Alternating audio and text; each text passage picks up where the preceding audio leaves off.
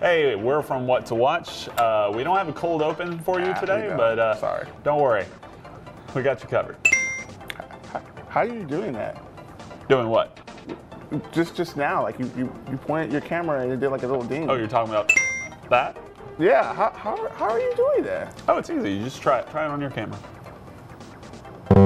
No, that's wrong. How is that wrong? I just did the same thing you just did. All you gotta do is point to your camera and go.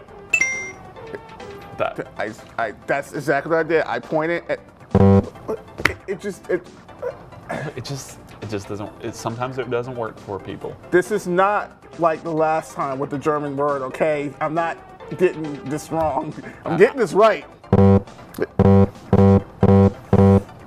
I think I'm force checking the camera. Let's just get this episode underway, okay? Got a great episode coming up for you. You're the reason why Savannah left.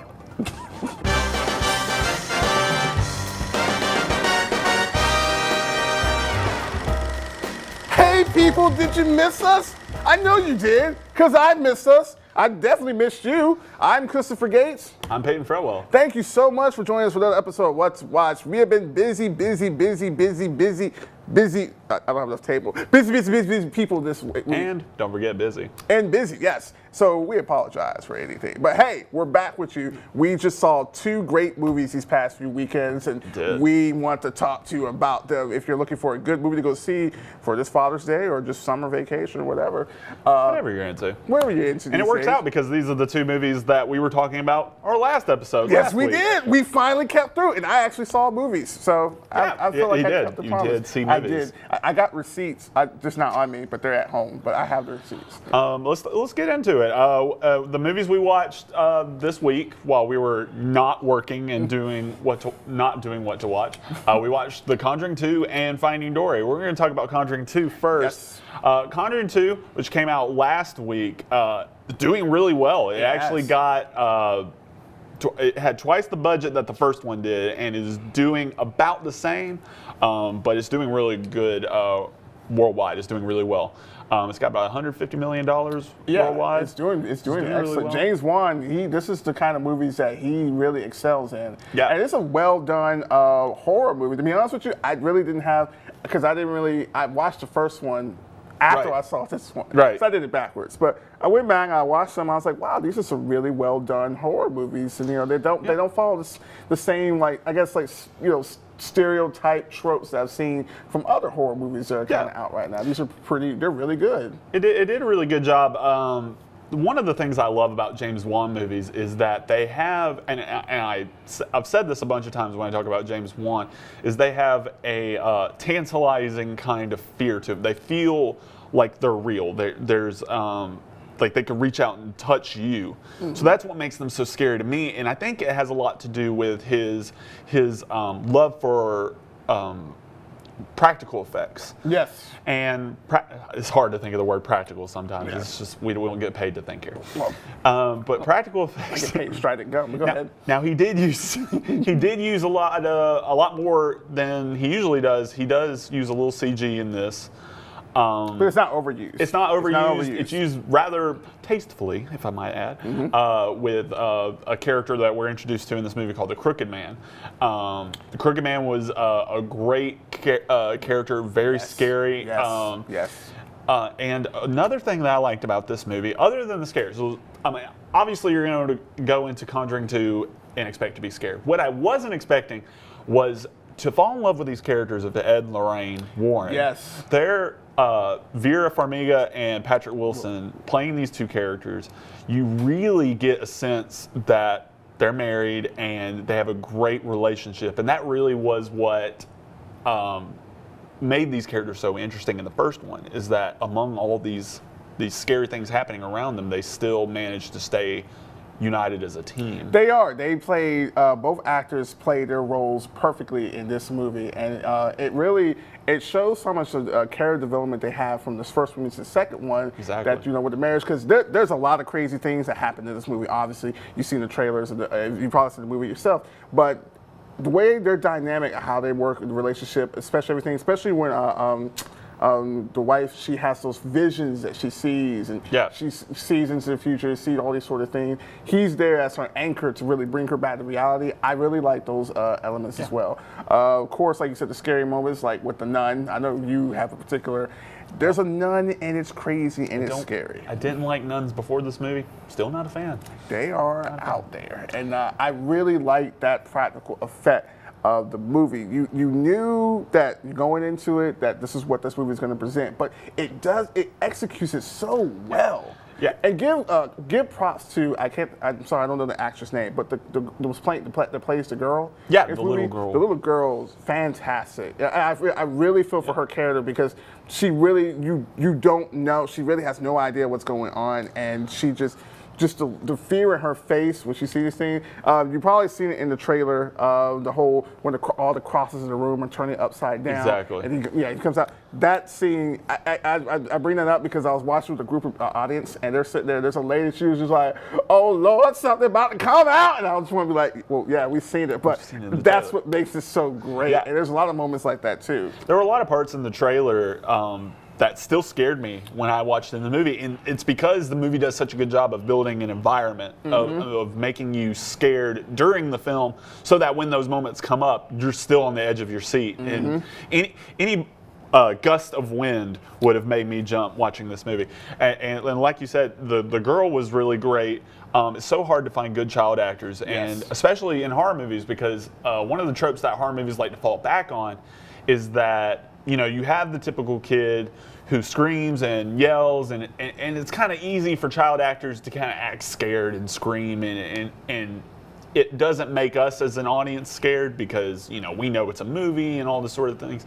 But what made this movie set itself apart from most other horror movies is that we got this. We knew what she was like before this happened, and then during the movie, when she's dealing with the possession of this ghost, we see her kind of fight it from within. We see the emotional turmoil as well as this. Obviously, she's scared, but it kind of alienates her from society, alienates her family from society, and it's really cool to see her portray that as a character, and she did a really good job doing that. She did, and to be honest with you, I really like the child actors that are playing these horror movies, particularly the kid from The Witch, the one that played the son. All the kids in that movie were done, and that's another thing too to bring up the girl. She's a very likable character. Right. She's a girl that's going through something that's traumatic, and a lot of people really don't believe her, especially when they do like the TV interview where they're talking to her. It's really just your everyday, typical coming-of-age story. I love the voice they have to play of it. They'll do like, "What? I'm not coming out this house." Bill Wilkins. That's my Cockney accent. And it's I love it. Back out. Maybe you want to watch Peaky Blinders. Peaky Blinders. Peaky Blinders. But definitely go see The Conjuring 2. It gets a high recommendation from us. We both enjoyed the movie. It's a good movie to go see. So far, it has a death toll of 2 people. Apparently 2 people have died seeing this movie. One I was just reading about actually died of a stroke. Wow. But both there was a 62-year-old and a 65-year-old in other countries. I didn't know their ages. Sorry. Who died? I read them several times because I just could not believe it. But we should say that they did not die necessarily from the movie, but they died from the 62-year-old man, I believe, died from a heart attack. And the other one died due to a stroke. And they were complaining about chest pain before the movie. So there was probably something wrong already. Going to see a horror movie probably just didn't help. I'm going to say I don't think that the horror movie actually probably helped. It didn't help at all. It's like going on a roller coaster. I'm just saying, I mean, please forgive me. I feel sorry for the family and everything that's happened to them. But wow. If you have a week of heart, do not go see this movie. Please don't do that. Please don't. And please go see your doctor if you have chest pains or any other, activities and stuff that they're not going right in you. So that's actually pretty good. That being said, if you are a perfectly healthy adult who is above the age of 13, go see Conjuring 2. Yeah, go see it if you can get a ticket. If not, pay now. We'll buy a rated R movie ticket. I've done it before. I can't afford to do that. That's not in the budget. That's not in the what's You're right, it's not the budget. I shouldn't promote that. That's actually kind of bad. What I can promote is the next movie that we saw, which was Finding Dory. And this one's rated G, so you won't have a heart attack or a stroke. Unless you're scared of fish. Yeah, unless you're scared of clownfish or just clowns. That's a clown joke move. That's a clown joke, bro. Anyway, I messed that up. Finding Dory just came out this past Friday, and this movie's already breaking probably gonna break a bunch of records and stuff. It's insane. Because it's a Pixar movie, and it's based off one of the more highly successful movies, the highest grossing movies for a while until I forgot the next movie that came out. Just to give you guys some perspective, Finding Dory this Friday, just one day, 24 hours, made $55 million. 55. The Conjuring 2, which was also a very successful movie that came out last week, made $16 million last Friday. So just to show you the kind of scale we're talking about when it comes to these Pixar movies, obviously it's great to see that families are still taking their kids to go see these movies out in theaters. Yep. And this is really why we do this, because we want families to go out and see these movies in a theater, and we want them to see a good movie and not have to waste their money. I mean, exactly. And this is another movie, kind of like when Zootopia came out back in March. This is another highly recommended family movie that we can definitely tell to people see. I saw Finding Dory, and I'll be honest with you, I was highly impressed with this movie. Yeah.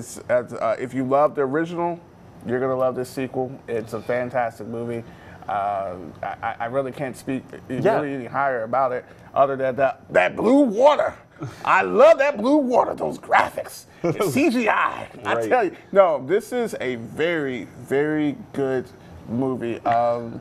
It brings back a lot of original cast members, brings back a lot of original elements from the first movie. Yep. Going to the stream. And even introduced some new characters. Like I was telling you before, one of my favorite new characters in the movie, Ed O'Neill. Ed O'Neill playing the octopus. I Max, love that, right? Man. Is Max the octopus? Or is it Hank? Hank. It is Hank. Yeah. No, I just remember because I just think of, generic guy name. That's all right. But no, he does a fantastic job. But this is, I'll be honest with you, when I saw it. I'm so glad you're honest with me. I'll be honest with you people, because I'm always honest with him. I was a little fatigued because I was thinking like, oh man, Pixar is just going to, they're just returning to their old trope, and I'm just not really sure. Like, does Finding Nemo really need a sequel? Because the first one ends perfectly as it is, and you're doing this about Dory. Like, was it really needed? And after seeing this movie, well, it was. I mean, it's just a well done movie. It takes place 1 year after the event of Finding Nemo, and this time you really get another set emotional. And let this be honest with you. If you see Finding Dory the first 20 minutes and you don't shed at least one tear, you need to go to a doctor, because you may not be human. Yeah. Because just the first 15 minutes, when it sets up Dory, young Dory, I don't even want to give out any details, but that itself, it was very hard for me not to have Baby Dory is incredible, and like you said, there's a whole lot to say about this movie, and it's universally all positive. This movie, there's not a flaw with this movie, I don't think. I saw, like you said, the first 15 minutes of this movie. I leaned over to my girlfriend who I saw it with, and I was like, we're gonna cry in this movie. Opening scene is of Baby Dory. And we get to see little tiny Baby Dory, and I automatically started shedding tears because I can't stand it. Pixar knows my tear button. I don't even know my tear button, but Pixar knows it, and they know exactly what buttons to press. They've been hitting it hard. They hit it for an hour and a half. They've done it for Up. They'll get you those first 20 minutes. You better watch out from Pixar. It destroyed me. At one point during the movie, there's a particular scene in the movie where I had to cover my face with my hand. My girlfriend's sitting on this side of me, and I'm just tears, ugly man tears. And she's trying to pull my hand away, and she goes, "Are you crying?" And I go, just shut up, because I can't take it. This movie is great, like you said. A lot of the main characters are coming back. Al Brooks as Martin. Ellen DeGeneres, of course, as Dory.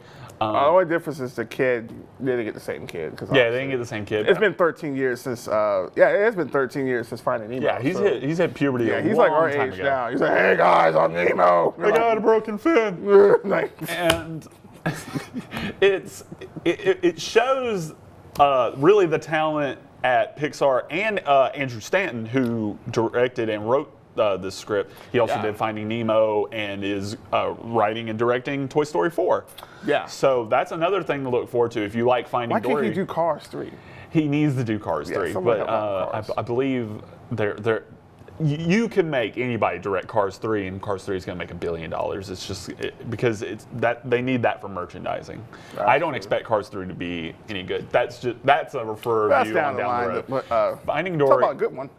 Finding Dory is, other than the tears that I shed watching this movie, the laughs. Oh my goodness, was this movie funny? It is hilarious. It is actually it's a pretty funny movie. A lot fun. I'll be honest with you, it's a lot funnier than Finding Nemo, because that was not that was a flaw, but I didn't battle out laugh when Finding Nemo first came out. Right. Because it was more like, it was a really, I always thought it was more like a drama of a man who's lost his son and he's trying to do everything he can to find him. Exactly. That element's gone. And yeah, the Dory story, while it's emotional and it has an impact to it, this movie sets up for some great comedic scene. Really done well by Ellen DeGeneres, because, she's the timing. Funny. She's just the timing, and it's just done so perfectly. A lot of the stuff that you see in the commercials and trailers, they don't represent what you see in the movie. That's what makes it so much better too. And a lot of the scenes in the trailer still made me laugh, because they're that funny. They work that well, and the timing's so great. Particular scene that comes to mind is the one with the walruses. Yes. The walruses made me laugh so hard that I cried again from laughter. So it's easy to say, go see this movie. It will make you cry. And it has a great Easter egg at the end of the movie too. Great Easter egg. Yeah, so there's a few of them in there too. Yeah. But yeah, Finding Dory, Finding Nemo 2, Finding Dory, definitely gets our highest recommendations too. It's a well done movie. If you got family that you need to go see it, we could not recommend another movie this high. Or if you're two college level college age kids, college age adults like me and my girlfriend were, we thoroughly enjoyed this movie and have no kids. Yeah, I mean, not yet. I mean, that's besides the point. And not to make you feel bad, but remember in Zootopia, the scene where Judy Hopps is apologizing to you? Well, sorry, spoiler alert. I was doing the same thing to you with the 3D. I was like this. I was like, I hope Peyton doesn't see me right now. But I think you were probably doing the same thing too. I hope Chris is not eating my popcorn. So, and I was. Date night is never improved by the man crying. Never once has a woman left from a date night at a movie theater and gone, I just had a great time. He cried during the movie. No, there is not a second date after that. You are the guy who cried and she never called back. You're in the friend zone. You're in the friend zone. Thankfully, I've already been with Sam for 5 years, so she already knows that I'm a big old baby. Well, it's all right. I mean, that part is not the friend zone anymore. That's just, I'm in the married zone now. Borderline married zone. Don't worry about it. Hey, married couples and anyone else, you can come back to us on this case. Hey, there you go. I hate our director. Just mute me now. No, it's all right. I don't know how I was going to toss to it, but I was going to toss to the website. But hey, if you're a married person or if you're just Peyton, you can go to WRBL.com, click on the Watch tab, and there you'll see what to watch right there, and you can see all our latest episodes and rental reviews. You can also find us on YouTube. Just search for us, WRBL What to Watch. Subscribe to our channel, like our videos. You can see it. Hey, I'm even working on some stuff. I'm separating rental reviews from the What to Watch. So that's being worked on. See, it's just a little thing right there. Took us a few months, but we got it. We're getting there. I'll listen to you. They have these things called playlists now. No, I never heard of it this before. But yeah, you can subscribe to us on there as well. Also, you can go to Twitter. You like tweets? Well, so do we. Just tweet us at WRBL What to Watch. And hey, you know what? You should subscribe to us there so you can get all the latest tweets and all the information. Know when we're posting videos. Know what we're going to talk about. What we're going to see next. We want to know what we're wearing. What we're wearing. What I'm wearing. What he's wearing. Okay. There's another thing too. There's also Instagram at WRBL What to Watch. We have an Instagram page. We got that too. We also have a Facebook. Just search for us, WRBL What to Watch. And what else do we have? The smoke signals? Yes, smoke signals. We do send smoke signals, yeah. Whenever there's a severe thunderstorm, we'll send smoke signals out. I forget what they are, but there's something. As long as it doesn't rain. Yeah, as long as it doesn't rain. Then we do kanji signals. For you anime lovers out there, I know the Naruto or Boruto, whatever series, there's that you could just do that. I don't know what these. What a sliver of the pie chart you are appeasing right now. People who watch our show and Naruto. This is under the Macarena. That is a small demographic that you are appealing to right now. For you wrestling fans out there, no one's watching anymore. Just no one's watching anymore. They've already turned it off, Chris. Just know they've already turned it off. Just stop what you're doing. Put your hands down. Okay. You've done enough.